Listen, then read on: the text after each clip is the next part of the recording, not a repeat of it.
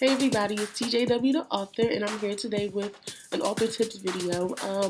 I have I haven't had the time to do any book reviews because I'm in the middle of writing a book for someone, writing a book for myself, and in the middle of reading a few books. So hopefully within the next 2 weeks I'll be back to doing actual book review videos. So for now, I'm going to do advice videos, which are basically my Sunday thing where I go about helping self-published authors or even readers who just want to know what's like the scoop on publishing and maybe mainstream publishing.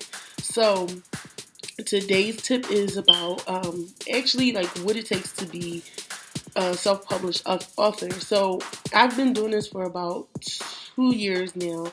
Actually, it's 2 years as of January. So I've been doing this for about 2 years. I'm still not a complete expert in it, but from the things that I've learned, the things that I've been going through in the last 2 years, I feel like I can pretty much guide somebody in the right direction, and maybe they can take over and find where they're supposed to be. So, as you know, I'm a self-published author. I have 7 books out right now. I'm working on my 8th one. One of my books is a self-help book. My other ones, they're like short stories, novels, and novelettes. And I haven't really, picked an actual genre yet that I'm comfortable with keeping. I feel like if I do, it would probably be contemporary, or it would probably be thriller, because I enjoy like reading and writing thrillers. One of my favorite books is Gone Girl, and I wrote a thriller, and everybody that has read that, they enjoyed it. So I think I might stick to that genre. I'm still debating right now. So that's the first thing I want to get into is genre. So if you don't know what book genres are, I would go on Amazon and actually go under books, and then you can see like a list of books they have, and it'll explain like fiction, nonfiction, self-help, religious, spiritual. It has like different genres on the side, and I mean whatever you think is a good genre for you. Like I feel like whatever you enjoy reading, you might enjoy writing. Like I'm a blend of everything. So I like self-help. I like autobiographies. I like fiction, nonfiction. I like all of those things. So I feel like wherever you feel comfortable or whatever you enjoy reading, that's what you should write under. So that's the first thing, is like maybe finding where you belong in genre. There's also like a subgenre thing, maybe like young adult, women, African American, urban. So those are other genres that's along with the genres, the main genres that's out right now. My biggest thing about picking a genre, like I said, it has to be something that you enjoy reading, meaning that you enjoy writing, because you don't want to just write BS and say it's a genre because it's popular. Like, you notice a lot of urban writers will write.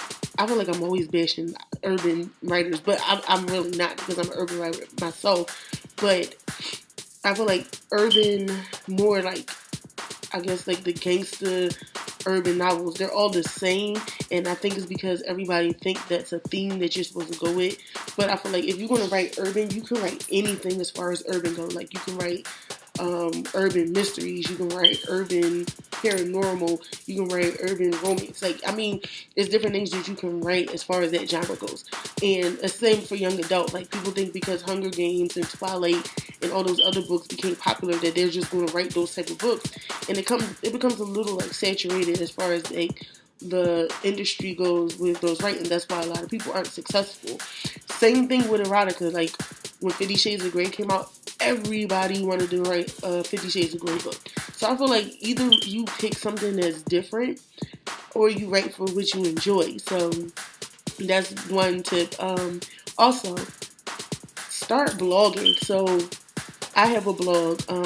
My blog is TimmyWilliams.com. And on my blog, I just post stuff. Like, I haven't really written any blog posts in like a really long time, but start blogging. Blogging will keep track of like what you're writing. It'll keep your readers updated on what you're doing. You can advertise on there. You can, I guess you can like repost reviews. Just basically put yourself out there in the reading writers world, or whatever you want to call it. When you blog, it kind of puts you out there on the internet. Like, it lets people know that you're out there. It's not like Facebook or Instagram. It's more so for like what you're targeting. So I would say, like, when you're blogging, if you want to use hashtags to find your audience, use hashtags that make sense to your genre, make sense to your audience. Like, you can't use hashtags like hashtag Beyonce because you're trying to get people to come. Like, if they're not interested in whatever you're doing on your blog, they're not interested, period. Like, it doesn't matter if you put Beyonce or not. What else? I guess after that, it's more so like when you start getting into the actual writing part of becoming a self-published author. So my biggest thing is, if you have to outline, then outline. If you have to just like brainstorm and throw things out there, you do that. Usually, like, when I have an idea for a book, like, I literally have dreams about a book, and then I'll wake up in the middle of the night and I'm like, ooh, that'll be a good book. So I'll write it down, like, in a journal or whatever. And then, like, the next day or like a couple of days later, I'll go back and see, okay, is this going to be a good story? If it's not, then I'm going to leave it alone. Or maybe I'll come back to it later on. I don't know. What else? Outlining. Okay, so another question I get a lot is, like, I guess promoting. I mean, this is more so later on. So I'll get more into like promoting tips and stuff like that. But for now, I guess where your blog comes in is more so like a pre-promoting thing. Like, you can write little snippets of your stories on your blog, or you can write different things. Like, you write short stories on your blogs and maybe get people interested, like, oh, yo, like, I like her short stories or his short stories. Maybe if they wrote a book, I would read it. Or if your short stories are that good, people will be interested in them and they'll want to read more. Sorry about the sniffling. I had a cold all week. What else? Yeah, so your blog is basically like a pre-marketing, pre-promoting system for you to get started on that stuff. Like, I don't want to get into too much detail about promoting and marketing, because if you're watching this video at this point, you're not even ready for that type of stuff. You're still like in the beginning stages of trying to get yourself to become a self-published author. What else? Okay, so this is some more useful information. This is more so getting into what platforms you can use, and I guess programs you can use. So, CreateSpace, Lulu, and I think it's Ingram Sparks. I only use CreateSpace right now. I haven't used the other platforms yet. I mean, I know about Lulu. I know about the things they have on there, but I haven't personally used it because I don't get hardback copies of my books. But I hear Lulu is very good, but I personally use CreateSpace. CreateSpace, they are a print-on-demand website that's associated with Amazon and Barnes & Noble.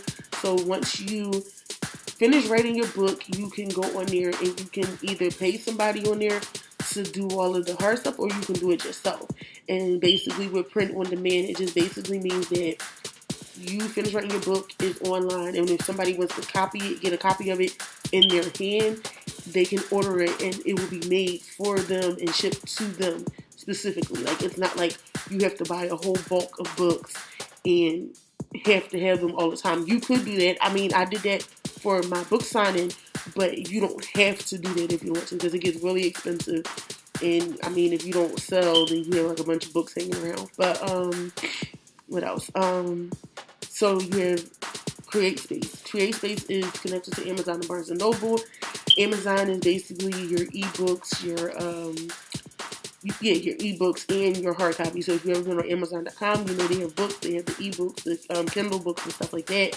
I think Barnes & Noble's is Nook, and I think those are also connected to Lulu, but like I said, I don't use Lulu, I use CreateSpace, which is a lot easier for you to like maneuver around, and they're pretty user-friendly, pretty much. Now, as far as typing for your book, I would, me personally, I don't have Microsoft Word anymore. I use Google Docs. I use that because like it saves automatically, so I'm not like accidentally forgetting to save. I love Google Docs because it does save automatically.